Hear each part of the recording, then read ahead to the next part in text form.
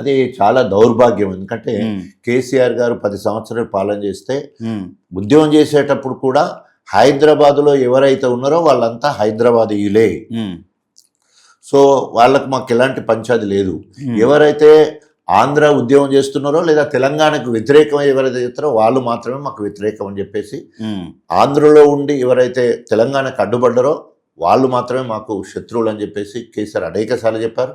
ఇక్కడ ఎంతో సామరస్యంగా అన్నదమ్ములు లెక్క హైదరాబాద్ ఉండే 10 ఏళ్లలో ఎక్కడ మత కలహాలు కానీ ప్రాంత విభేదాలు కానీ ఎక్కడ కూడా రాలేదు. సో ఆ క్రమంలో మొన్న జరిగిన అంశము అది ఏంటంటే యాక్చువల్గా పార్టీ ఫిరాయించి అవును అరకపూడి గాంధీ ఆయన పార్టీ మారి కండువ వేసుకొని అక్కడ మాట్లాడుకొచ్చుకొని పిఎస్సి చైర్మన్గా తీసుకొని నేను ప్రతిపక్షం అని చెప్తాడు. అది అంటే నువ్వు కండు వేసుకున్నావు కదా అంటే అది దేవుడి గుళ్ళో వేసే కండు అని చెప్పేసి, దేవుడి గుళ్ళో కండువ రేవంత్ రెడ్డి ఇంట్లో ఉంటుందా?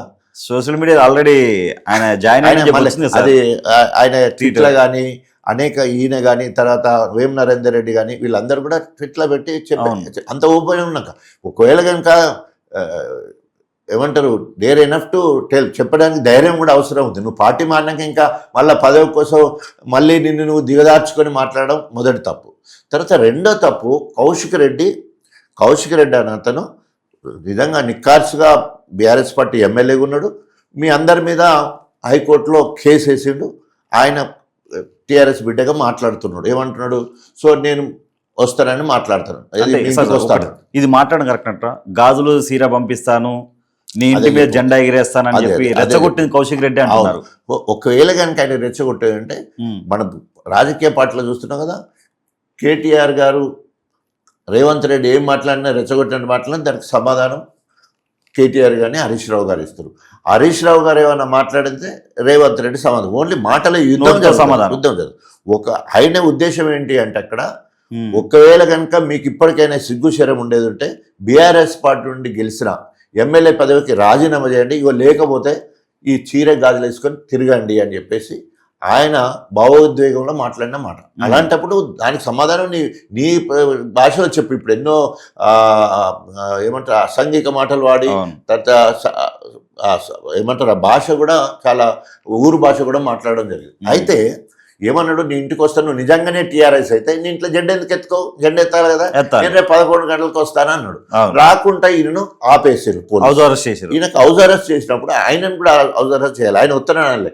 ఆయన వస్తుంటే 9 కిలోమీటర్ల దూరము ఎస్కాట్ ఇచ్చి తీసుకొచ్చే పరిస్థితి.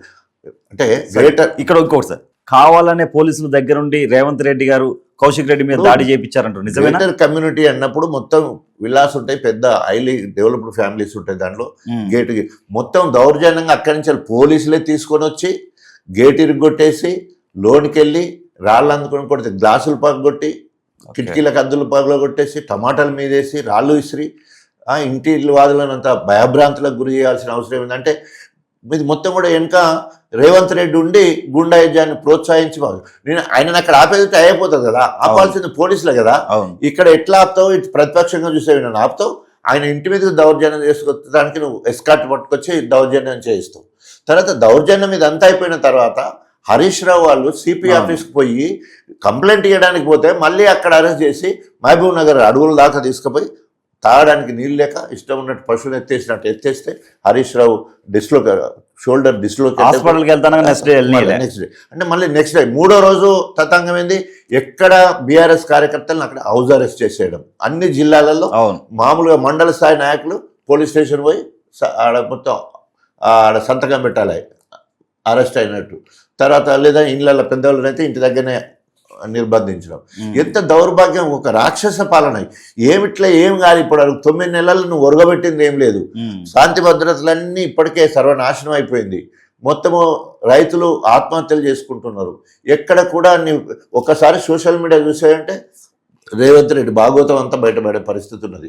మొన్నటికి మొన్న వరదలు వస్తే సరిగ్గా ఆదుకోక మొత్తం ఖమ్మం అంతా బురదమయం అయిపోయింది. అదేవిధంగా మహబూబాద్ అయిపోయింది.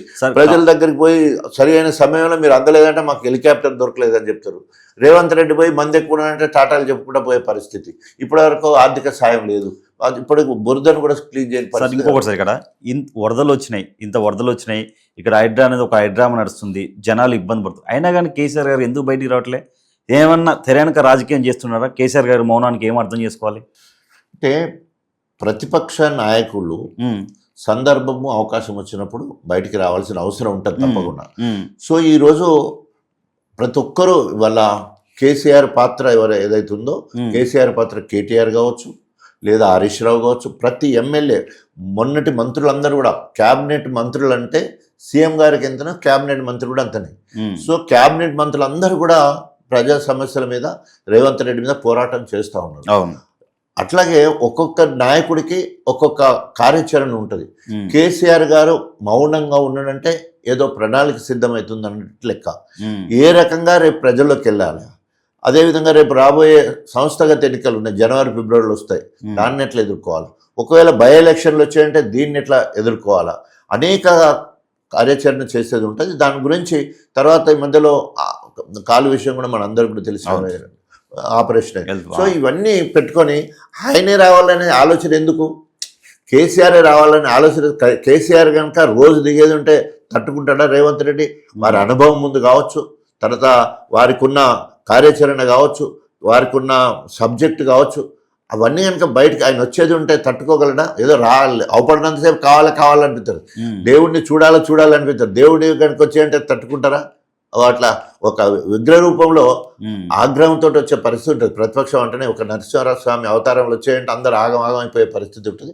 తప్పకుండా మధ్యకాలంలో మొన్నదాకా వర్షాలు పడి తప్పకుండా మీరు అన్నట్టు వరదల మీద కావచ్చు, ప్రజా వ్యతిరేక విధానం కావచ్చు, త్వరలో ఒక మంచి కార్యాచరణతో కేసీఆర్ గారు వస్తారు అనుకుంటున్నారు. సార్ ఇంకోటి సార్, జగ్గారెడ్డి గారు మొన్న మాట్లాడుతూ రేవంత్ రెడ్డి గారిని ఎవరన్నా పనికి మాలినోడు అంటే కేసీఆర్ అయినా సరే కేటీఆర్ అయినా సరే నాలుక కోస్తా అన్నాడు. దీన్ని ఎలా చూడొచ్చు? అదే నేను చెప్పిన కదా, ఇవాళ రేపు ఎవరైతే నాలుక కోస్తా, పేగులు మెడలేసుకుంటా, పండబెట్టి తొక్కుకుంటూ వస్తా, ఇవన్నీ రేవంత్ నేర్పిన మాటలు. సో కాబట్టి ఇక కింద వాళ్ళందరూ కూడా అవే మాట్లాడాలి. వాడు తిట్టినందుకే రేవంత్ ముఖ్యమంత్రి అయ్యిండు.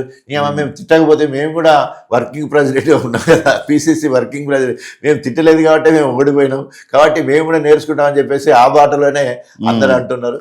కానీ ప్రజాస్వామ్యంలో ప్రజలు ఎప్పటికప్పుడు గమనిస్తూనే ఉంటారు.